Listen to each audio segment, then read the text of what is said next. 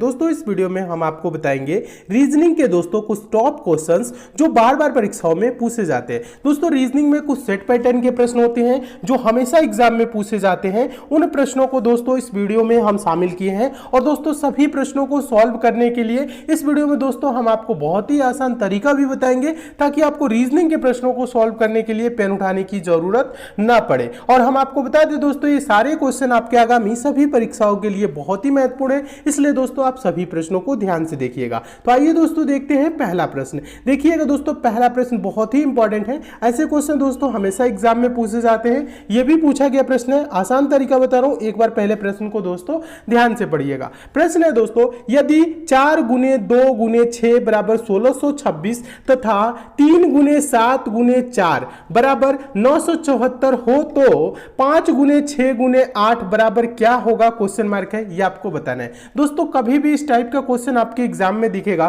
तो आप क्या करेंगे, सबसे पहले आप ये देखेंगे 4 गुने 2 गुने 6 बराबर ये 1226 यानी कि 1626 कैसे लिखा है, और ये देखेंगे 3 गुने 7 गुने 4 बराबर 974 कैसे लिखा है। जैसे ये दोस्तों लिखा है उसी प्रकार से दोस्तों हम 5 गुने 6 गुने 8 बराबर करके हम यहां पे लिखेंगे। तो यहां पे देखिएगा दोस्तों, अगर हम यहां पे ध्यान दीजिएगा, ऐसे देखें 4 गुने 2 गुने 6, गुने का मतलब दोस्तों यहां पे जो गुने का सिंबल है देखिएगा यहां पे भी गुने का सिंबल है। इसका मतलब यह नहीं कि आप सभी संख्याओं को आपस में गुना करिए, गुना करके देख भी सकते हैं। 4 दूना के 8 छके 48 होगा, लेकिन यहां 1626 दिया है। इस प्रकार से तो होगा नहीं। आपको क्या करना है दोस्तों, आपको यह करना है कि 4 2 6 को हम क्या करें कि 1626 हो जाए। आपको ऐसे सोचना है। तो देखिए 4 2 6 तो क्या करना है 1626। तो यहां पे ध्यान दीजिएगा, अगर हम 4 का स्क्वायर कर दे तो दोस्तों क्या हो जाएगा 16 हो जाएगा। समझिएगा, ये 2 को उसके बाद लिख देना, ये 6 है उसके बाद लिख दीजिए। समझ रहे हैं क्या किया, 4 का स्क्वायर 16, उसके बाद 2 गुने 6 है ना, तो 2 और 6 ज्यों का त्यों लिख देना है, 1626 हो गया। ठीक है, इसी प्रकार से इसमें देखिएगा ये 3 है ना, 3 का स्क्वायर करिए, 3 का स्क्वायर करेंगे 9, उसके बाद से क्या लिखना है 7 है तो 7 ज्यों का त्यों लिख दीजिए, फिर 4 है 4 लिख दीजिए। तो ये मिलके क्या हो गया 974। देखिए 974 यहां पे लिखा है, अब समझ में आ रहा होगा। इसी प्रकार से लास्ट वाले का आंसर देना है। ये 5 है दोस्तों, तो 5 का आप स्क्वायर करेंगे तो 5 का स्क्वायर क्या होगा दोस्तों 25 होगा। उसके बाद 6 है 6 ज्यों का त्यों लिख दीजिए, उसके बाद 8 है 8 लिख दीजिए। तो ये क्या हो जाएगा दोस्तों 2568 यानी 2568 इसका आंसर हो जाएगा। देखिए 2568 किस ऑप्शन में है, देखेंगे ऑप्शन नंबर बी में दिया है। आपका ऑप्शन नंबर बी दोस्तों क्या हो जाएगा, सही हो जाएगा। तो दोस्तों हम उम्मीद करते हैं आप इस प्रश्न को बहुत अच्छे तरीके से समझ गए होंगे और इस टाइप के क्वेश्चन आपके एग्जाम में आएगा तो आप अच्छे से सॉल्व कर लेंगे। ये बहुत ही इंपॉर्टेंट टाइप का क्वेश्चन है दोस्तों, इसे आप नोट जरूर कर लीजिएगा क्योंकि ऐसे क्वेश्चन हमेशा एग्जाम में पूछे जाते हैं। क्वेश्चन दोस्तों अच्छा लग रहा है, आपको समझ में आ रहा है तो वीडियो को लाइक जरूर कर दीजिए, शेयर भी फटाफट कर दीजिए। फेसबुक व्हाट्सएप टेलीग्राम जितने भी दोस्तों आपके पास स्टडी रिलेटेड ग्रुप है, और जो नए स्टूडेंट अभी तक हमसे नहीं जुड़े हैं दोस्तों आप लोग चैनल को जरूर सब्सक्राइब कर लीजिएगा, नोटिफिकेशन बेल को भी दोस्तों ऑन कर लीजिएगा ताकि आगामी एग्जाम के लिए हम जितने भी इंपॉर्टेंट वीडियो दे उसकी आपको नोटिफिकेशन मिले। ठीक है, तो अभी तक नहीं जुड़े हैं जरूर जुड़िए, इस चैनल से आपको बहुत लाभ मिलेगा। चलिए नेक्स्ट क्वेश्चन देखते हैं। दूसरा क्वेश्चन देखिएगा काफी इंपॉर्टेंट है, आसान तरीका बता रहा हूं, पूछा गया प्रश्न है। पहले एक बार प्रश्न को ध्यान से पढ़िएगा। प्रश्न है नीचे दी गई प्रश्न का सही वेन आरेख बताएं। वेन डायग्राम बनाना है डॉक्टर, रोगी और मनुष्य के बीच। तो दोस्तों वेन डायग्राम के प्रश्नों को सॉल्व करने के लिए हम आपको पहले भी आसान तरीका बताएं, फिर से बता रहे हैं, समझिएगा। वेन डायग्राम के कभी भी क्वेश्चन आएगा तो सबसे पहले आप क्या करेंगे, इन तीनों शब्दों पे विचार करेंगे। कौन तीनों शब्द, डॉक्टर, रोगी और मनुष्य। ये एक दूसरे से आप देखिए कैसे संबंधित है, इनका आपस में रिलेशन कैसा है, आपको ये देखना है। देखिए डॉक्टर क्या होता है, आपके दिमाग में एक इमेज बन रहा होगा डॉक्टर की। रोगी क्या होते हैं, ये भी बन रहा होगा। मनुष्य क्या होते हैं, ये भी बन रहा होगा। ठीक है, तो दोस्तों जो डॉक्टर होगा वो मनुष्य के अंतर्गत आएगा, रोगी भी होगा वो भी क्या होगा, मनुष्य के अंतर्गत आएगा। तो इस प्रकार से ध्यान दीजिएगा, यहां पे ये सर्कल बना दिए हम किसका, मनुष्य का। मनुष्य के अंतर्गत क्या आएंगे, डॉक्टर जितने भी होंगे मनुष्य होंगे। ठीक है, रोगी जितने भी होंगे मनुष्य होंगे। ठीक है, ध्यान दीजिएगा डॉक्टर और रोगी किसके अंतर्गत आएंगे, मनुष्य के अंतर्गत आएंगे। बहुत से स्टूडेंट इस प्रकार से भी सोच लेते हैं कि कुछ डॉक्टर रोगी भी होते हैं, कुछ रोगी डॉक्टर भी होते हैं। तो ऐसे आपको नहीं सोचना है दोस्तों। डॉक्टर एक पर्टिकुलर यहाँ पे मतलब इस प्रकार से समझिएगा, डॉक्टर के बारे में आप समझ सकते हैं, डॉक्टर है उस टाइम पे तो उसे डॉक्टर ही कह रहे हैं, रोगी है तो रोगी कह रहे हैं। है। यानी कि आपको ये इस प्रकार से ऐसा नहीं सोचना है डॉक्टर रोगी होते हैं, रोगी डॉक्टर होते हैं। ऐसे अगर आप कंफ्यूजन में सोचेंगे तो आप प्रश्न का आंसर गलत कर देंगे। और यहाँ पे ये पूछा गया क्वेश्चन है दोस्तों, और ये आयोग द्वारा आंसर जो दिया गया है ये इसी प्रकार से आंसर दिया गया है, यानी ऑप्शन नंबर 20 का राइट आंसर हो जाएगा। समझिएगा क्वेश्चन को यहाँ पे थोड़ा सा समझने का प्रयास करिएगा। एक बार और समझाता हूं, समझिएगा। देखिए यहाँ पे एक सर्कल बनाएंगे, किसका? मनुष्य का। और मनुष्य के अंतर्गत क्या आएंगे? डॉक्टर जितने भी होंगे मनुष्य होंगे, रोगी क्या होंगे? वो भी मनुष्य होंगे। यानी ये दोनों अलग अलग हैं, डॉक्टर अलग होते हैं, रोगी अलग होते हैं। समझ रहे हैं ना? इस प्रकार से इसको अलग अलग हम बनाएंगे, यानी ऑप्शन नंबर बी क्या हो जाएगा दोस्तों? सही हो जाएगा। तो दोस्तों हम उम्मीद करते हैं आप इस प्रश्न को भी बहुत अच्छे तरीके से समझ गए होंगे, और इस टाइप के भी क्वेश्चन आपके एग्जाम में आएगा तो आप अच्छे से सॉल्व कर लेंगे, क्योंकि ऐसे क्वेश्चन दोस्तों हमेशा एग्जाम में पूछे जाते हैं। और हम आपको बता रहे हैं प्रश्नों को नोट जरूर किया करिए। जितने भी हम क्वेश्चन करा रहे सभी प्रश्नों को एक कॉपी पेन ले लीजिए, उसमें नोट किया करिए। नोट किए रहेंगे तो एग्जाम के टाइम पे रिवीजन करके जाएंगे, एग्जाम को बहुत अच्छे तरीके से पास करेंगे। ठीक है, नोट जरूर करिए। चलिए नेक्स्ट क्वेश्चन की ओर चलते हैं, और मिसिंग नंबर का है, काफी इंपॉर्टेंट क्वेश्चन है, पूछा गया प्रश्न है। आसान तरीका बता रहा हूं, पहले एक बार प्रश्न को ध्यान से देखिएगा। प्रश्न है दोस्तों, दिए गए विकल्पों में से लुप्त संख्या ज्ञात कीजिए। लुप्त संख्या मतलब दोस्तों क्या होता है? Missing number. यहां पे देखिए लास्ट वाले यहां पे कोने में देखेंगे तो क्या है दोस्तों, यहां पे क्वेश्चन मार्क है और यहां पे संख्या गायब है। यहीं पे आपको बताना है कौन सी संख्या होगी। तो दोस्तों मिसिंग नंबर के लिए हम आपको क्या बताए हैं, संख्याओं को पहले ध्यान से देखेंगे। 14, 9, 4, 12, 7, 2, 10, 5, 0, और उसके बाद से देखिए दोस्तों यहाँ पे क्या है? 16, 11 क्वेश्चन मार्क। तो यहाँ पे अगर ध्यान से देखेंगे दोस्तों, संख्याएं कहाँ बड़ी नजर आ रही है? नीचे की तरफ। यानी इस लाइन में क्या है दोस्तों? 16 सबसे बड़ी है, और इस लाइन में दोस्तों क्या है? सबसे बड़ी संख्या 11 है। यानी प्रश्न कैसे सॉल्व होगा? ऊपर से नीचे की तरफ। सिंपल हो जाता है जब आप ऐसे सोचते हैं। तो देखिए आपको करना क्या है दोस्तों, 14, 12, 10 को कुछ करके दोस्तों यहाँ पे 16 लाना है। क्या लाना है दोस्तों? यहाँ पे 16 लाना है।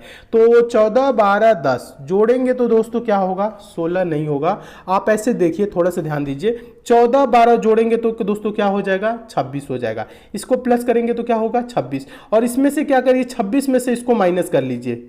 26 में से 10 कम कर लेंगे तो क्या आ जाएगा दोस्तों? बराबर में 16 आएगा। समझ रहे हैं? देखिए एक बार समझाता हूं। देखिए यहां पे क्या करिए, इन दोनों संख्याओं को जोड़ लीजिए। 14 और 12 जोड़ेंगे 26, और 26 में से क्या करिए? 10 को माइनस करिए तो बराबर में दोस्तों क्या आ जाएगा? 16 आएगा। समझ रहे हैं? इसी प्रकार से सेकंड वाले में देखिएगा, 9 और 7 जोड़ेंगे तो 9, 7, 16, 16 होगा। 16 में से 5 कम कर लेंगे तो क्या हो जाएगा दोस्तों? बराबर का 11 हो जाएगा।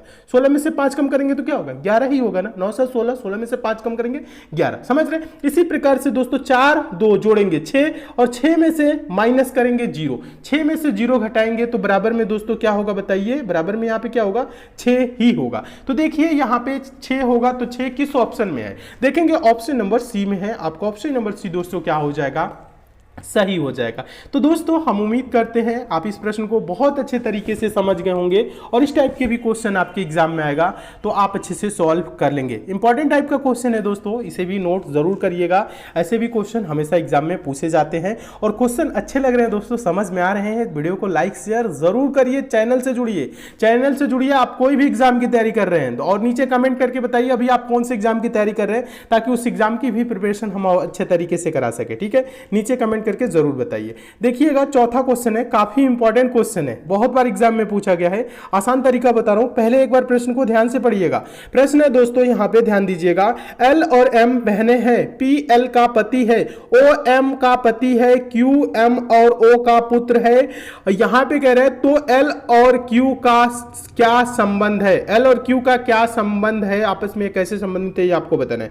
कुछ भी नहीं करना है, ऐसे आपको प्रश्नों को सॉल्व करने के लिए हम आपको डायग्राम बनाना बताए थे। यहां पे कह रहे हैं एल और एम बहनें हैं। कौन बहन है दोस्तों? एल और एम क्या है? बहनें हैं, तो माइनस से यहां पे इंगित करेंगे। ठीक है, देखिए एल और एम बहनें हैं। फिर कह रहा है पी एल का पति है। कौन पति है दोस्तों? पी पति है। किसका पति है? पी दोस्तों एल का पति है, तो प्लस कर देते हैं, मेल है तो। अब आगे देखिए कह रहा है दोस्तों ओ एम का पति है। ओ किसका पति है दोस्तों? ओ एम का पति है। चलिए ठीक है, इसे भी हम प्लस कर देते हैं। फिर कह रहा है दोस्तों क्यू एम और ओ, देखिएगा क्यू एम और ओ का पुत्र है। क्यू किसका पुत्र है? एम और ओ का पुत्र है, यानी कि यहां पे क्यू हो जाएगा, ये पुत्र है किसका? एम का भी पुत्र है, ओ का भी पुत्र है, यानी कि एम इसकी मम्मी है और ओ इसके पापा है, क्योंकि ये दोनों विवाहित है ना, एम और ओ, ठीक है, पति पत्नी है, तो पुत्र इनका कौन है? क्यू है। यहां तक तो समझ में आ गया। चलिए आगे बोल रहे हैं, तो एल और क्यू का क्या संबंध है? यहां पे कह रहे हैं एल और क्यू का क्या संबंध है, तो यहां पे कह रहे हैं, ध्यान दीजिएगा, एम इसकी कौन है? क्यू की मम्मी है, और एल कौन है? मम्मी की बहन है। तो मम्मी की बहन है तो ये मौसी लगेगी, ठीक है, समझिएगा। यहां पे ऑप्शन में दिया है जीजा, यहां पे मौसेरा भाई, यहां पे ऑप्शन नंबर सी में भांजा, और यहां पे है पुत्र, तो यानी कि ये मौसी लगेगी। तो मौसी की तरफ से इसका रिलेशन क्या होगा? मान लीजिए आप कोई महिला है, आपकी बहन कोई महिला होगी, ठीक है, यहां इस प्रकार से सोचना है, और उसका पुत्र आपका क्या लगेगा? भांजा लगेगा। क्या लगेगा दोस्तों? देखिए यहां पे तो ये क्या लगेगी, अगर इसे पूछे कि यल क्या लगेगा क्यू का, इस प्रकार से यल क्या लगेगी क्यू की, तो इस प्रकार से बोलेंगे तो मौसी, लेकिन इधर रिश्ता ऐसे मौसी का नहीं दिया है, यहां पे पूछ रहे हैं दोस्तों क्यू का। ऑप्शन के हिसाब से देखें तो क्यू क्या लगेगा? एल का, तो ये क्या लगेगा? भांजा लगेगा, ठीक है, क्यू क्या लगेगा? भांजा। आंसर होगा ऑप्शन नंबर सी। तो दोस्तों हम उम्मीद करते हैं आप इस प्रश्न को भी बहुत अच्छे तरीके से समझ गए होंगे, और इस टाइप के भी क्वेश्चन आपके एग्जाम में आएगा तो आप अच्छे से सॉल्व कर लेंगे। इंपॉर्टेंट टाइप का क्वेश्चन है, इसे भी नोट जरूर करिए, ठीक है, सभी प्रश्नों को नोट करिए, एग्जाम के टाइम रिविजन करके जाएंगे, एग्जाम को बहुत अच्छे तरीके से पास करेंगे। और एक बात और बता दूं दोस्तों, आपकी जो स्टैटिक जीके की क्लास है और जनरल अवेयरनेस की जो ट्रेंडिंग टॉपिक की क्लास है दोस्तों, वो सेकंड चैनल पे चलाई जा रही है, एग्जाम टॉपर नाम है सेकंड चैनल का नाम। उसका लिंक दोस्तों हम नीचे डिस्क्रिप्शन बॉक्स में दे दिए, कमेंट बॉक्स में भी है, आप चाहे तो यूट्यूब पे भी सर्च कर सकते हैं एग्जाम टॉपर। उस चैनल पे जाकर दोस्तों चैनल को जरूर सब्सक्राइब कर लीजिए और नोटिफिकेशन बेल को भी ऑन कर लीजिए, और डेली वहां पे जो क्लासेस चल रही है दोनों क्लासेस को अटेंड करिए, क्योंकि वहां पे बहुत ही बेहतरीन ढंग से क्लासेस चल रही है, और अच्छे से पढ़िए दोस्तों, जहां से लाभ मिले वहां से लाभ आप जरूर उठाइए। सेकंड चैनल से जरूर जुड़िएगा, लिंक नीचे डिस्क्रिप्शन बॉक्स में, कमेंट बॉक्स में भी है। चलिए पांचवा क्वेश्चन देखिएगा। पांचवा क्वेश्चन हम आपको बता दें दोस्तों, पहले ही बता देते हैं, ये क्या है? मोस्ट इंपॉर्टेंट क्वेश्चन है, पूछा गया प्रश्न है, बहुत बार एग्जाम में रिपीट किया है, और हम आपको बता दें आसान तरीका बताएंगे।